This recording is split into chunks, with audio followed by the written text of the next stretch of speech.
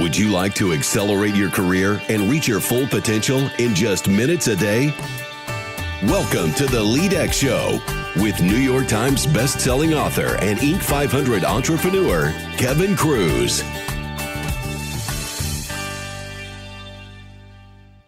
What are the 4 secrets to successful business transformation? Hello everyone, Kevin Kruse here, and in just a minute, we're going to talk about how leaders can push through change despite the inevitable obstacles. But first, congratulations on being a lifelong learner and being proactive with your career. You're turning on the LEADx show as you tie your sneakers and go out on your morning jog, or maybe you're turning it on as you turn your car on to go for your morning commute. Either way, when you listen, you know LEADx will help you to stand out and get ahead. Please tell your friends at work. LEADx is the smartest way to start your day.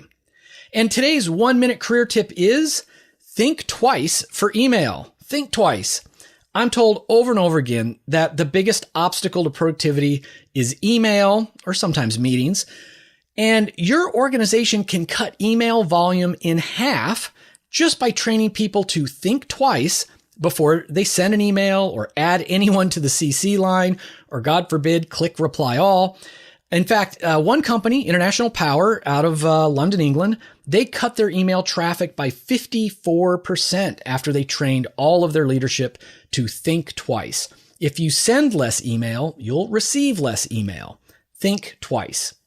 And before I introduce our guest, big thanks to all of you who have left a rating and subscribed to the LEADx show over on iTunes in the last week. It only takes a minute, but it's the best favor you can do for me. Now, our guest today has experience working in high tech and business, having held leadership roles in general management, marketing, software product development, and sales. She's the best-selling author of the book Rise, and her new book is Move: How Decisive Leaders Execute Strategy Despite Obstacles, Setbacks, and Stalls.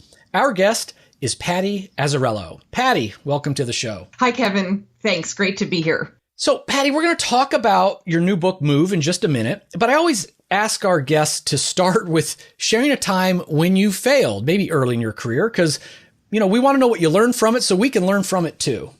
That's a really interesting place to start, because sometimes when you meet an executive, it just seems that they were dropped out of the sky at an executive level and never suffered all of the embarrassments and frustrations of entry-level positions. Right. But I will share with you the worst moment in my career. I was an entry-level position as a sales engineer, and I had been trained to demo half of our product line. We had a product line that was targeted at schematic capture and printed circuit board design. It was a design tool, and I was only trained in the first one. And the sales rep was told, do not schedule Patty for any demos of the second thing because she hasn't been trained yet. And of course, my first week on the job, the sales guy puts me in this room, and there are 17 printed circuit board designers that say, we're not interested in schematic capture. We have a solution for that already. We're only interested in printed circuit board design.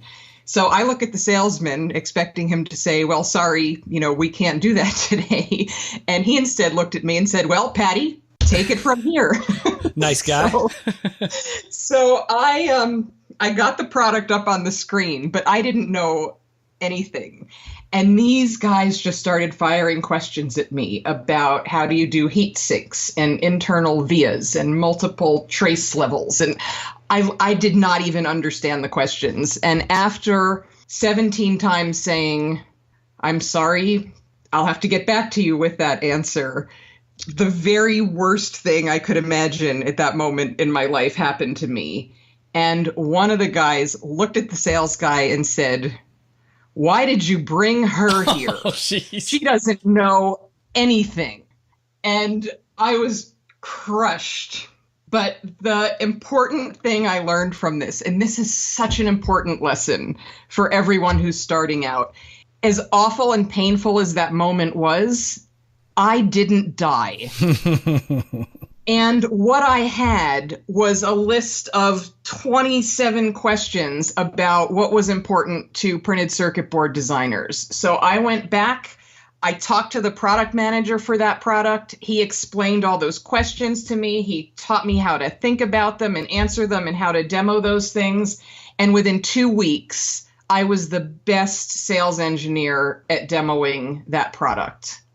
And so the important lesson that I took from that and still use today is don't shy away from putting yourself out there to be judged. Seek it out. It's the only way you will ever learn what excellence is and what's really required. Do not shy away from putting yourself out there. And when it's embarrassing, sometimes if you stumble, you don't die. I love that, Patty. I often will say, that entrepreneurs especially, but highly successful people, it's almost like the word fail doesn't even have a true meaning. It's like win or learn.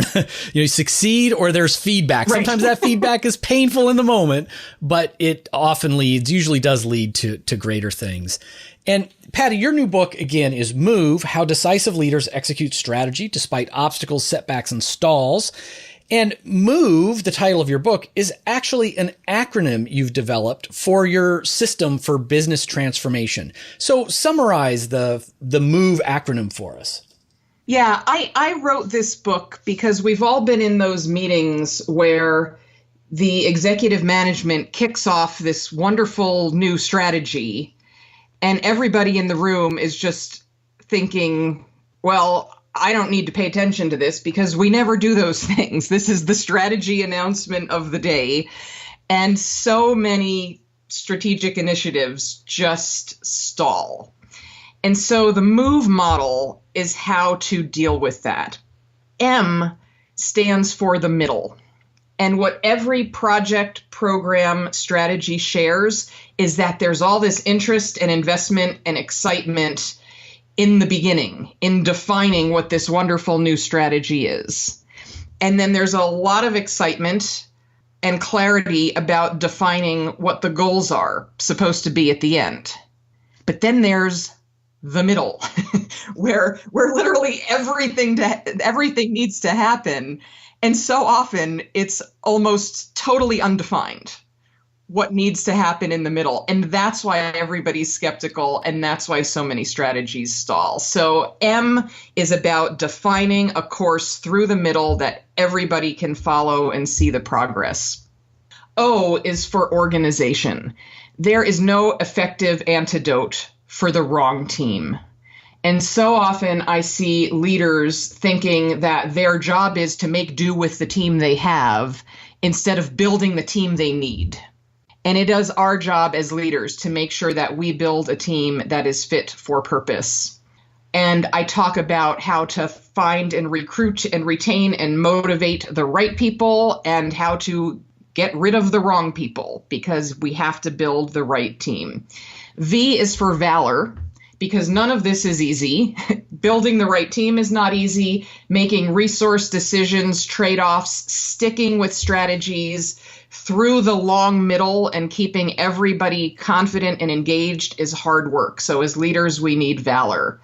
And then E is for everyone, because another mistake I see executives make is thinking that they can implement a transformation from the top. And while you can lead a transformation from the top, you can't do a transformation. Transformation requires that everybody is engaged and motivated and doing the new things that the business needs. And you have to engage everyone, because if they don't go, you don't go. Let me ask Patty on, I want to jump back to the organization. I'm really a junkie when it comes to the talent management, people management type stuff. And with all your, successes and wins in your career, I'm sure you have built many teams. You've interviewed, you've recruited and selected many, many people. I mean, do you have any tips or words of wisdom on that critical piece of assembling the right team? Yes. So two ideas. And there's a ton of stuff in Move on this in the organization section, but it's really important for a leader to step back and create what I call the ideal blank sheet org chart. Don't start with your current team in mind. Start with your business purpose in mind and how your business needs to evolve into the future. and then draw an org chart that has empty boxes in it and define the roles. Define the roles that you need and define what the requirements and responsibilities and things that people in those roles need to deliver.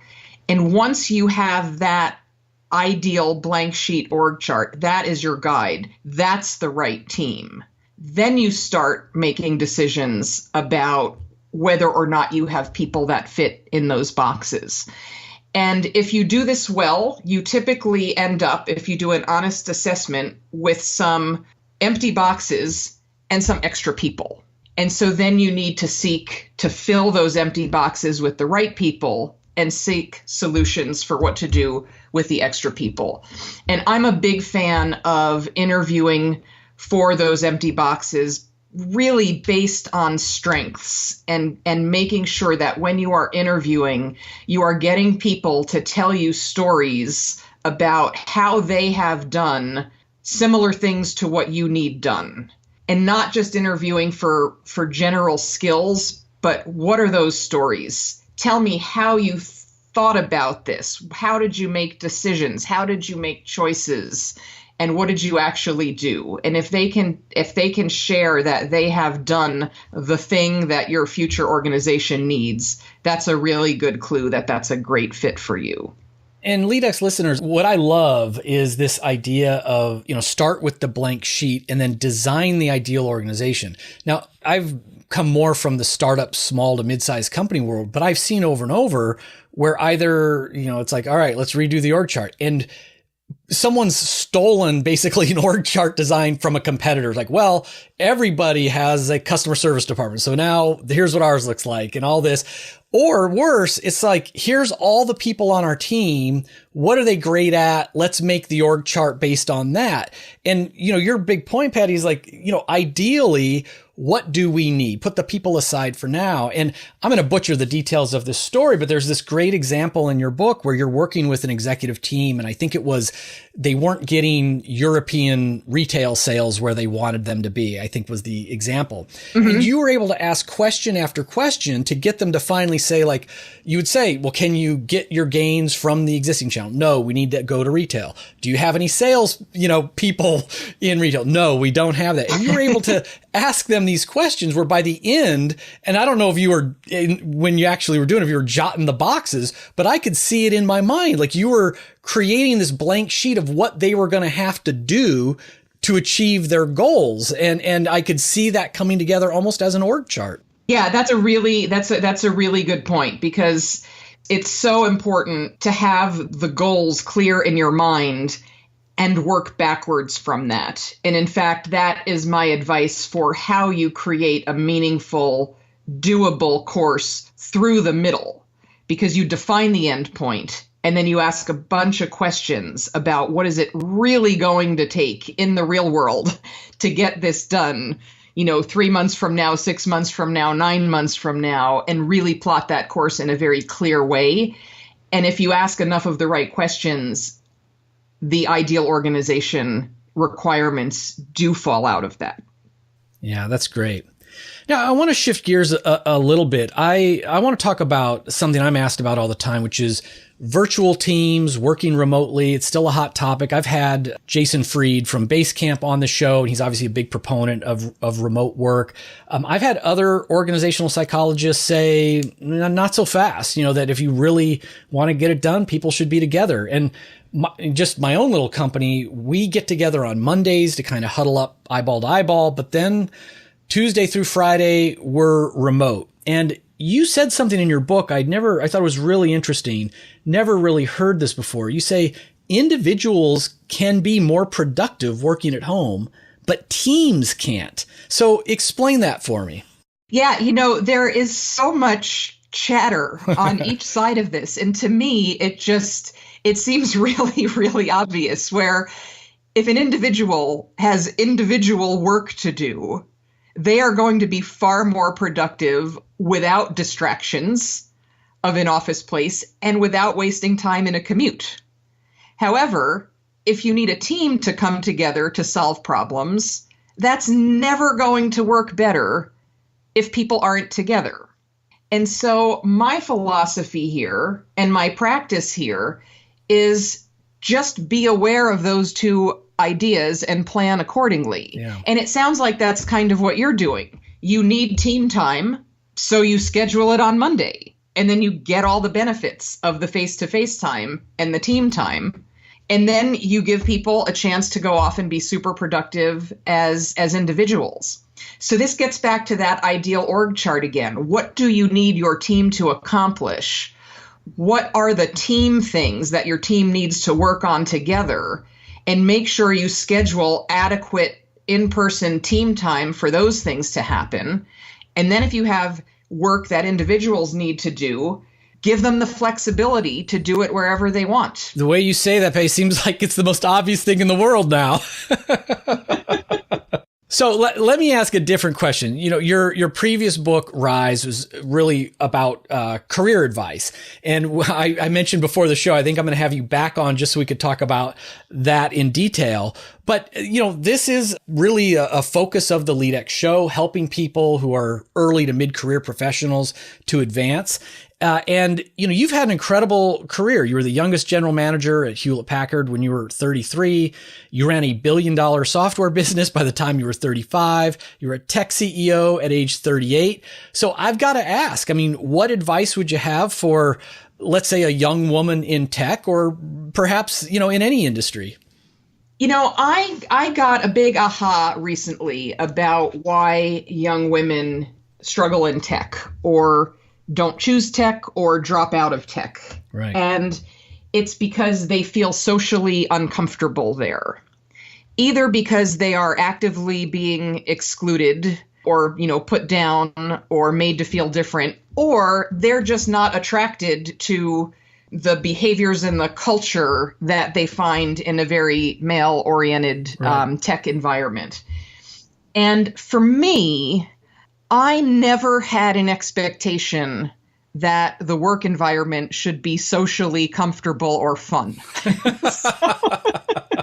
And so, you know, I was as uncomfortable as anyone. But what I did instead was I got my social, you know, comfort outside of work. And when I was at work, I focused on excellence, and I focused on the things that I could control.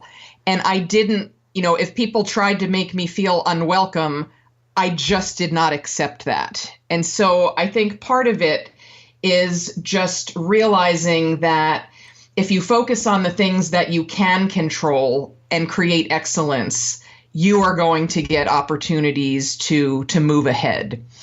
The second thing that I think is so important that I would advise, you know, not just young people in tech, male or female, but anyone anywhere, but if you learn this when you're young, you'll be better off, is to just make sure that you're not invisible.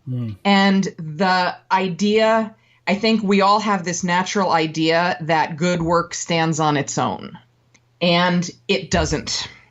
And if you think that's unfair, you're probably right. But it's just the way it is. And it's not that people are being malicious in some way or trying to put you down or ignore you. It's just that everyone around you is too busy to come and learn about and understand and admire your good work. And so you need to find ways to show your good work. And so people are often afraid of coming across as bragging or coming across as political. And that's not what I'm recommending. In fact, there's a chapter in my book, Rise, that's called Be Visible, but Not Annoying. Because being invisible does not work, but being annoying also does not work. And so the simple idea here is the way to be visible without being annoying is to just share things that are actually valuable. Share knowledge, share what you learned while you were doing the work. Share the outcome of the work that you did to the people who would benefit from knowing that. And if you do that, you are going to find that you will be one of the people who is being recognized and who is seeing opportunities for advancement instead of just working hard and wondering why everyone's getting promoted around you. Wow. Patty, there's so much in this advice because most of my last 30 years have been sort of tech startups, and I was kind of master of my own fate. But the few times when I worked for someone else, and even back in college and college jobs, I'm a massive introvert. I'm shy. And it's exactly what you just said. I always felt like I'm doing good work. I'm working harder. I'm smart. I've contributed. And yet I'm not getting recognized. And I'm better than this person, but they're getting thanked or they're getting the award or whatever it might be. And I used to think, oh, it's so not fair. This is so bad.